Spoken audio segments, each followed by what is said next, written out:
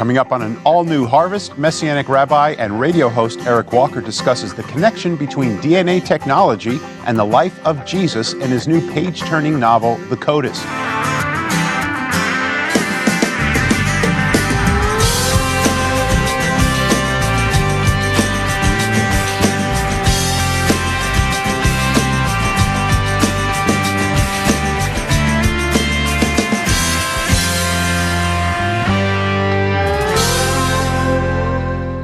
Eric Walker is an author and a sought-after speaker who connects the dots in the news to Bible prophecy and the end times. His insights into the Middle East are part of his weekly radio show. Welcome to the Harvest Show, Eric. Well, thank you so much. Nice to see you. Okay, I don't know if I should call you minister or if I should call you rabbi, because you have really an extensive background. Kind of tell us your backstory. I do. I'm a ordained Messianic rabbi and ordained Baptist minister. I grew up in a Jewish home, and you call me Eric. Okay. So how long have you, I know you're not leading a congregation, a Messianic congregation Correct. at this time, but there was a time when you led the largest one, what, in Alabama or in the country? Well, actually in the United States. It was founded in 2007, and it grew to 750 families in 5 short years. Okay. Wow. Wow. So, very exciting times. So, if I can ask a question here, Eric, growing up in a conservative Jewish home, you know, with a strong lineage, Yes. coming back from the old country. You mentioned your dad was from Hungary, Yes. Hungarian Jew, and your mom from Ukraine area. Yes. How did that transition to being a completed Jew or Messianic Jew take place? I had friends pursue me, Christian friends all the time, that would say to me, come to church with us. And I would say, well, I'm Jewish. And they'd say, I'm sorry. I'd say, I'm sorry. You're sorry? You're sorry I'm Jewish? No, we're sorry, we don't want to offend you.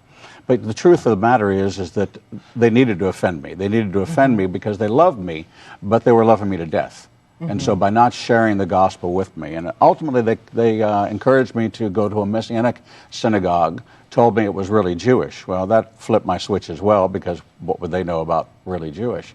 But it did impress me to go, and that's where I heard the gospel preached for the first time in Jewish terms, and it pierced my heart, and I accepted the Lord the first time I heard the gospel preached. Wow. I'm so glad you said that, because there have been times when I have spoken to someone who was Jewish and wanted to know how I could segue into that conversation. And that was the reason I didn't do it, because I didn't want to offend them. You know, people say they love Israel, but unless you love us to the point of sharing the good news, then really you're loving us to death. Okay. And so the absence of the gospel, you know, Jesus said no one comes to the Father but through the Son. So those that subscribe to a dual covenant theology or any theology other than the biblical platform in which God gave us of the covenants of God that ultimately ended with John 3:16, which was the final covenant, and that was our choice to believe in the promised Messiah. Tell us about Igniting a Nation. Igniting a Nation is the ministry which I founded after I stepped down from leading the congregation. It's an outreach to churches to equip the church to understand their Jewish roots and connect the dots of the Bible with what's happening in the world today.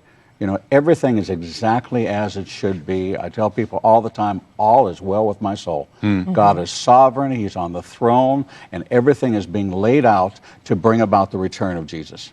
Okay, in your page-turning new novel, The Codis, do you kind of deal with those, like the DNA and the connection between Jesus, and just kind of take us into that world? Fascinating. God made approximately 3,600 promises in the Bible, and it's pretty hard to keep up with all of them. Which ones have been completed, which ones haven't.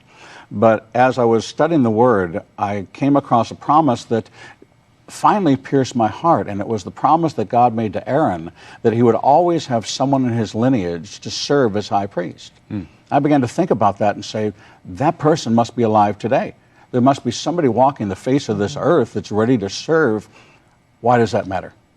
Well, when you examine the scriptures, you realize that it was the Sanhedrin that committed the sin of Israel, the rejection of Jesus. And when you consider that, the Sanhedrin was headed by the high priest. So the high priest has to be in place to lead the Sanhedrin for the profession of faith. Blessed is he who comes in the name of the Lord. So what if you could identify who that was?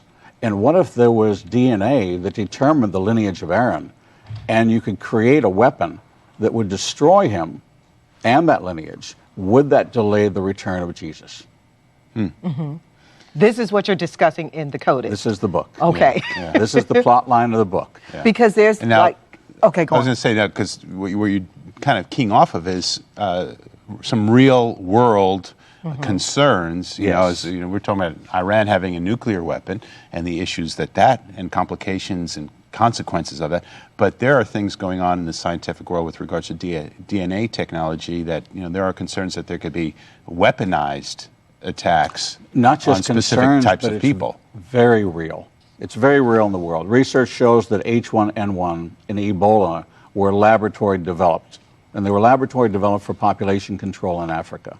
We know that people, what God means for good, the enemy means for evil, and so all the great work being done on DNA, all the great work being done to determine people's backgrounds and lineage can also be taken, hacked, and turned into a weapon.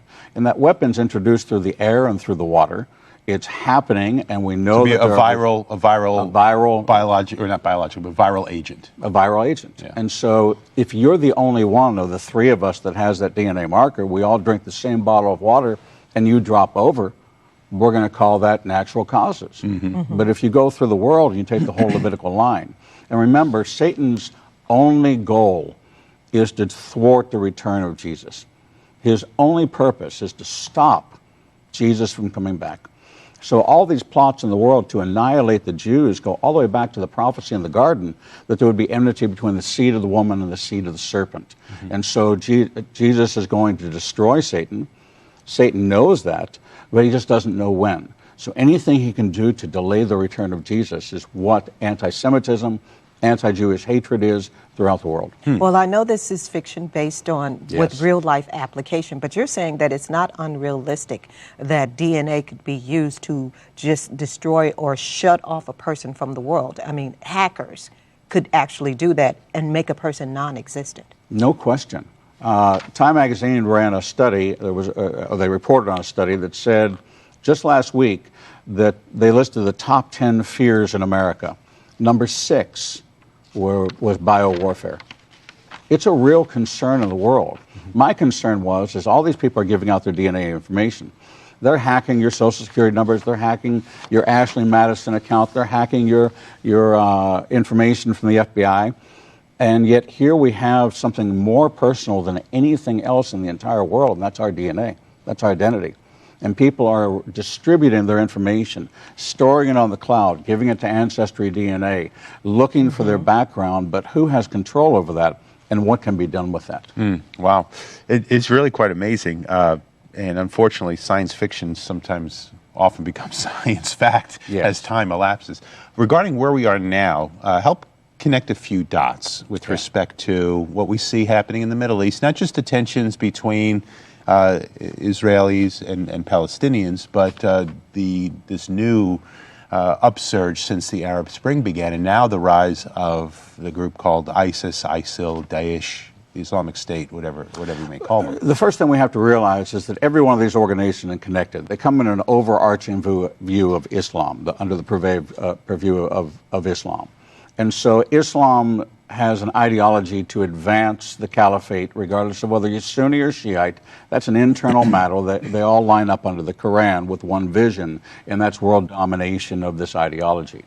Well, as we look at things progressing, a lot of people were concerned or began to speculate that what's going on with Putin and Iran is the foreshadowing of Ezekiel 38 and 39. However, in Ezekiel 38, there's 4 very specific requirements for the battle of Gog and Magog to take place, and one of those is Israel has to be sovereign.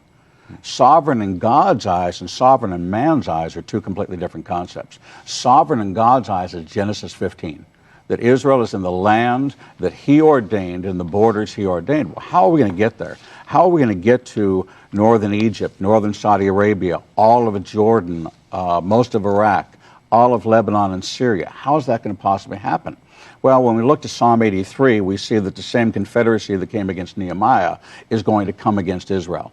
And Asaph had this vision, and he interceded on behalf of Israel. And these confederates all linked together. You know, Jordan's not going to work with Saudi Arabia. Right. Right? But ISIS is certainly lined up all around the borders. And how is Israel going to advance its tent pegs? How are they going to be at peace with their neighbors? Nobody's at peace until there's a war.